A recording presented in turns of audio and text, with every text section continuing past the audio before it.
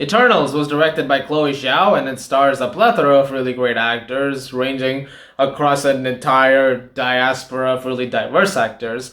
And this film is the 26th movie, I believe, in the Marvel Cinematic Universe. In a sense, the story follows the Eternals, a race of superhuman beings who have been on planet Earth for thousands of years and living in secret, and no one's really known about them, but they've been tracking the course of time and seeing where mankind's been going. And every now and then they'll come in to stop creatures called the Deviants. And essentially, whenever these things show up, that's when the Eternals come in to stop them. And they've come back, and so the Eternals have to stop them. That's as brief as I can get with the plot description, because a lot more is going on in this movie. But I didn't actually see any of the trailers for this. This is the first Marvel movie that I can think of that I've gone into completely blind. I didn't know anything about even that little premise in the beginning, which I just said. I wanted to go into this with a fresh set of eyes. I was very excited to see the movie though, because I thought Nomadland was incredible and it was actually my #1 movie of 2020. And so going into this with Chloe Zhao directing, I thought, well, we're gonna get something very fascinating. And fascinating is definitely the word of the day when it comes to Eternals, because this film is very much that. Regardless of what you end up thinking of the film, which we'll talk more about later, this is a film that takes a lot of big swings. And it does things very different from the usual MCU fare. And I mean that in a positive way, for the most part.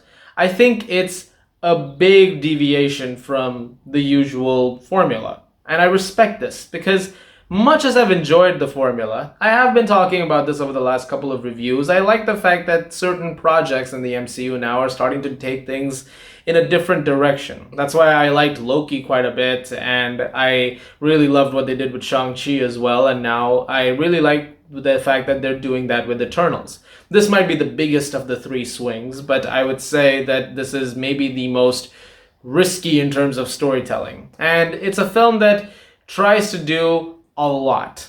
And in a 2 hour and 37-minute runtime that it has, it really takes a lot of swings.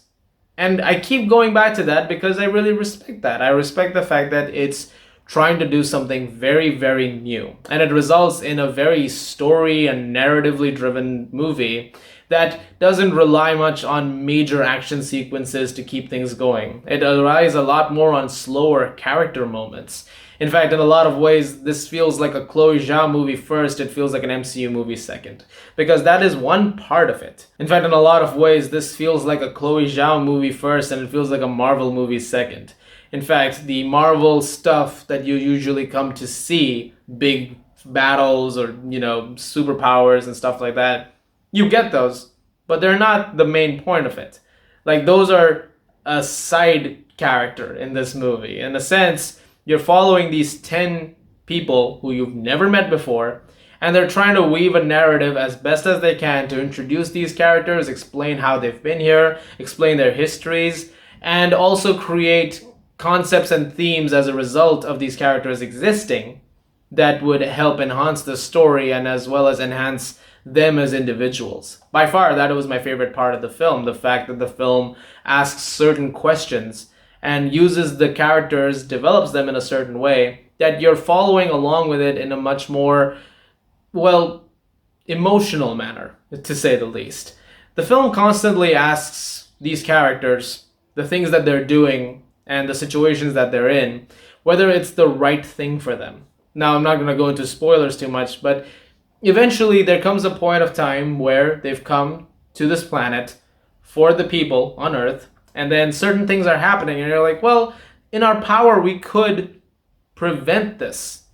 But we're just sort of letting that run the course of time. And it's a little strange. Like, we could intervene in here and we could say, well, stop. Don't let this thing happen. And I think that there is something very interesting about that. It's like, okay, if we exist to help and we're not doing our job, then why do we exist at all? Like, what exactly is the end goal then? Then do we just sit back while things happen when we could do the thing that we were meant to do? Because of that, and I assume for the fact of the matter is, there have been events in humanity which they've not been there for. For example, where were they during Endgame? The film addresses this. And I think that's a good way to establish the world that these characters have been living in. But like I said, it also adds to a thematic depth that I think only Zhao could pull off really well, especially after the movies that she's made. And I think, again, for the most part, the film delivers on those themes as best as it can. That being said, I do think that it could have delivered on them a little bit more, well, in a detailed way. I think the film definitely has to jump around a lot because at the end of the day, it is still trying to be its own movie where it's trying to, do certain things with the plot. So you can find yourself sort of looking at 15 different subplots happening at the same time, and maybe 10 of them work, and then 5 of them are not quite as effective as the other ones. And so the film can be a little overstuffed as a result of that. In fact, that might be the biggest issue with it. It just feels like there are just too many cooks in the kitchen. There's so much going on in this movie, and so much is packed into it that even at 2 hours and 37 minutes, it feels short. Like you could see this going on for about 3.5 hours because of the amount of story and sprawling narrative spanning thousands of years that this film has established is trying to go for. So I think that maybe like this could have used a longer runtime, perhaps.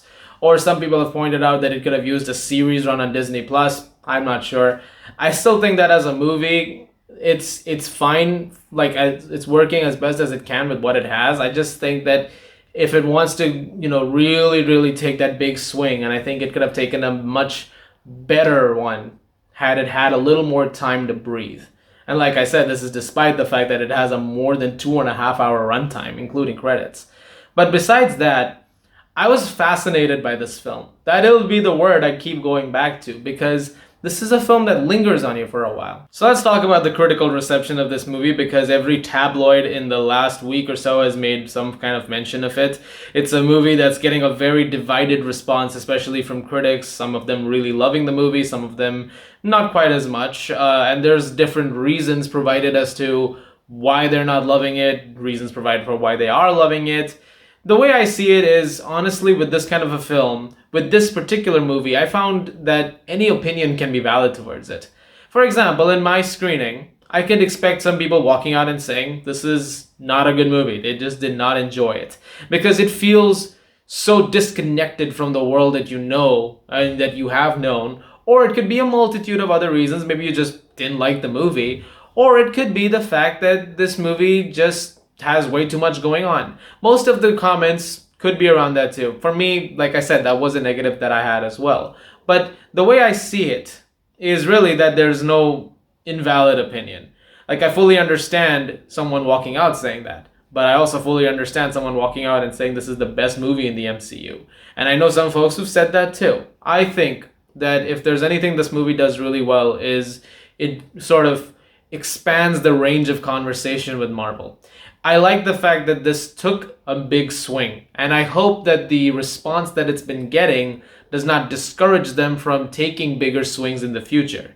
I hope that it doesn't make them look at it and go, okay, let's play it safe next time. Because you can still do that, but I would like more risks taken. Because I would rather a film took a bigger swing and really went for the fences, but then didn't quite make it, rather than a film that plays it safe just because someone said it wasn't great. I hope that whenever we continue the story with these characters, or the world that this is established, that we get to see more like this in this trajectory. I think there would be something really fascinating in that. I think that would add a level of depth to the MCU that it could really use. Because like I said, as much as we've enjoyed the fun stuff over the last few years, the idea of it expanding into these newer places is wildly exciting to me. I like the idea of going into these things, walking out, not quite being like, okay, that was fun, cool, and just sort of moving on with my day. I like the idea of like pondering over these movies. I like the idea that they're taking on a very think piece approach with some of the commentary that they're presenting to you in terms of its characters, or whether it be the scenarios that it's presenting in terms of what they're dealing with. And by adding a lot to it in terms of the story, and again, by putting all the characters in the middle of all of this, It creates something so personal and bittersweet and tragic in a lot of ways too. Very interestingly, this movie isn't feel good in that way. When you're seeing the things that are happening in history over time and you see the characters in the middle of it, you're not thinking to yourself, oh hell yeah, they were in that moment. It's more like, here they are in this situation, and unfortunately the inevitability is to come, and certain things you know are going to happen a certain way. And so you're kind of watching it with this sort of somber tone to it, and it feels much more, well, like I said, bittersweet to see certain things play out.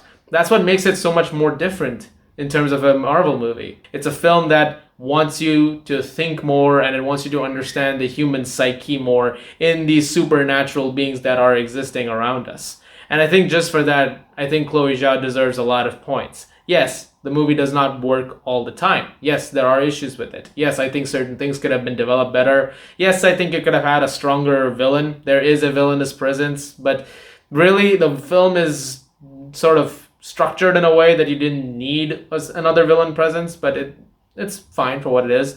But still, could have been developed a little bit better with that particular aspect of the film, for sure, especially when the villain is attached to something very important to the film.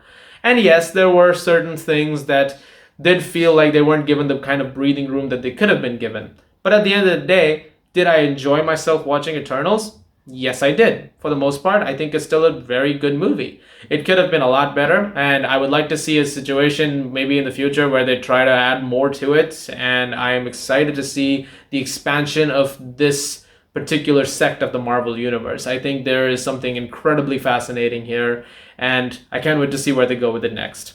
I'm going to give Eternals a 7.5 out of 10. I actually see a scenario in the future where there could be sort of a critical reevaluation. Like a few years down the line after many rewatches, some people turn around on it. Or not. I don't really know, but I could see that happening. Some kind of revisiting for what it's worth. Hey, for all we know, they revisit it and think it's worse. Guys, thank you very much for watching. Have any of you seen Eternals yet? Leave your thoughts in the comments below. Let me know. I'm very curious to hear what you all thought. As always, if you like this, please do subscribe, and I'll see you guys at the movies.